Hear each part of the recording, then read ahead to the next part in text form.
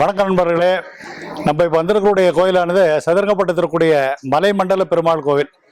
வாழ்க்கையில் ஒரு தடவையாவது பார்க்க வேண்டிய அற்புதமான ஒரு திருத்தலம். கிட்டத்தட்ட திவ்ய தேசத்துக்கு நிகரான அளவுக்கு மிகவும் பிரசித்தி வாய்ந்த பழமை வாய்ந்த ஒரு பாடல் பெற்ற ஒரு திருத்தலத்துக்கு வந்திருக்கோம். நம்ம மலைமண்டல பெருமாள்னு பேர். அது கிரி வரதராஜ பெருமாள்னு சொல்லுவாங்க. ஒரு குண்டின் மேலே அமர்ந்த மாதிரி. இதுக்கு ஆதிகாரத்தை பேர் தென்பத்திரின்னு பேர். எப்படி வடக்கு பத்ரி இருக்கோ அந்த மாதிரி பத்ரி ஆசலில் இருக்கோ அந்த மாதிரி இந்த தென்பாகத்தில் இருக்கக்கூடிய தென்னிந்தியாவில் இருக்கக்கூடிய பத்ரின்னு சொல்லக்கூடிய அளவில் தென்பத்ரின்னு அழைக்கப்பட்டது. அப்புறம் பல நூறு ஆண்டுகள் ஏற்பட்ட சுனாமியில் அப்படியே பூமி கடையில் புயஞ்சு போச்சு அந்த பத்ரினை.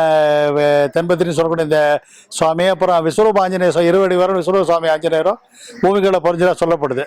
இதில் விசேஷம்னு கேட்டிங்கன்னா முதல் விசேஷம், பல விசேஷங்கள்னு சொல்லலாம். முதல் விசேஷம் கருடனுடைய தனி சிறப்பு. இந்த கருடன் அஷ்டநாக கருடன்னு சொல்லுவாங்க. 8 நாகப்பாம்புல உடம்புல அணிஞ்சிட்டு இருக்காரு அவர். தலையில் 1, 2 காதுகளில் 2 பாம்புகள், 2 தோளில் 2 பாம்பு, அப்புறம் 2 மார்பில் 2, அப்புறம் இடுப்பர் 1 சொல்லக்கூடிய 8 நாகங்களை அணிந்தவாறு கருடன் காட்சி கொடுக்குறார். அற்புதமான ஒரு திருமேனி, வேற எங்கேயுமே பார்க்க முடியாத ஒரு திருக்கோலம். கருடன் சிறப்பு வாய்ந்த சில கோயில் இருந்தாலும் கூட, இப்போ நாச்சியார் கோயில் கல்கருட போன இருந்தால் கூட 8 நாகங்களை அணிந்து அஷ்டநாக கருடனாக காட்சி கூட இந்த கோயிலுடைய தனி சிறப்பு. அதனால நாக சர்ப்ப தோஷங்களை விளைவுன்றதுனால ராகு கேது தோஷம் உள்ளவங்களாம் இங்கே பரிகார ஸ்தலமாக பார்க்கப்படுது. எப்படி திருநாகேஸ்வரம் திருக்காளஹஸ்திலாம் சொல்கிறாங்களோ அந்த மாதிரி அதற்கு இணையாக ராகு கேது சர்ப்ப தோஷங்கள் உள்ளவங்களுக்கு நிவர்த்தி ஆகக்கூடிய ஸ்தலம் இது. அப்புறம் இந்த கருடனுடைய தலைக்கு மேலே கரெக்டாக பெருமாளுடைய பாதம் படுற மாதிரி அந்த அமைப்பு இருக்குது. வெளியில் கீழே கருடன் சன்னதி இருக்கும். அந்த கருடன் சன்னதி தலை எந்த உயரத்திலோ அந்த இடத்துல பெருமாளுடைய பாதம் படுற மாதிரி அந்த இயற்கை அமைஞ்சிருக்கு. இது ஒரு தனி சிறப்பு. அப்புறம் மாமல்லபுரத்தில் பிறந்த பூதத்தாழ்வார் இங்கே பாடின ஒரு மங்களாசம் செஞ்ச ஒரு அற்புதமான திருக்கோவில். அப்புறம் இந்த இதில் இன்னொன்று பார்த்தீங்கன்னா, இங்கே 3 கோயில் சொல்லுவாங்க. அதாவது சென்னையில் அறிஞ்ச சதுரங்கப்பட்டத்தில் இந்த கோயில் வரைக்கும் 3 கடற்கரையில் உள்ள விசேஷமான 3 வைணவ திருத்தலங்கள் இருக்குது. ஒன்று கோவளத்தில் இருக்கக்கூடிய திருவிடந்தேன்னு சொல்லக்கூடிய நித்திய கல்யாண பெருமாள், 2வது மாமல்லபுரத்தில் இருக்கக்கூடிய ஸ்தலசேன பெருமாள், 3வது சதுரங்கப்பட்டத்தில் இருக்கக்கூடிய இந்த இது மலைமண்டப பெருமாள் சொல்லக்கூடிய கிரிவரதராஜ பெருமாள். 3மே கடல் கோயில்கள் சென்னை சதுரங்கப்பட்ட நடையில். இந்த 3 கோயிலும் ஒரே நாளில் பார்த்தா விசேஷம். அதாவது நித்திய கல்யாண பெருமாள் திருவிடந்தையில் பார்த்துட்டு அப்படியே நம்ம மாமல்லபுரத்தோட ஸ்தலசேன பெருமாளை சேவிச்சுட்டு இங்கே சதுரங்கப்பட்டம் பெருந்தேவி தாயார் உடனுரை மலைமண்டப பெருமாளை பார்த்தா நினைச்ச காரணம் நடக்கும், வாழ்க்கையில் எண்ணங்கள் ஈடுற மாதிரி சொல்லப்படுது.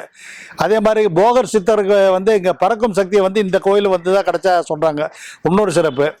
அப்புறம் இன்னொன்று பார்த்தீங்கன்னா, இங்கே இருக்கிற பெருமாள் சமுத்திரராஜோட மகளை மணந்ததாக நம்பப்படுது. அதற்கு சாட்சியாக என்ன பண்ணுவாங்கன்னா, அந்த மீனவ பெருமக்கள், இந்த கடல் ஓரத்தில் வாழக்கூடிய மீனவ பெருமக்கள் இந்த பகுதியை சார்ந்தவங்கலாம் மாசி மகத்தான பெரிய திருவிழா நடத்துகிறாங்க. அப்போ 4 விதமான அம்மன், பெரியபாளையத்தம்மன், ஊத்துக்காடம்மன், செல்லியம்மன், சியாமலாம்மன் சொல்லக்கூடிய 4 அம்மன்கள் தன்னுடைய அண்ணனாகிய திருமாலை சீர்வரிசையோடு இங்கே விழா கோலம் எடுப்பதாக ஒரு பெரிய ஒரு சிறப்பு உண்டு இங்கே. அதையும் தவிர பார்த்தீங்கன்னா, இந்த கல்பாக்கம் சுத்தோட்டத்தில் கூட எல்லா கோயிலும் எல்லா ஆளுங்களோட மூர்த்தங்களும் இங்கே எழுந்தருளி ஒரு பெரிய ஒரு திருவிழாவாக நடக்கும்.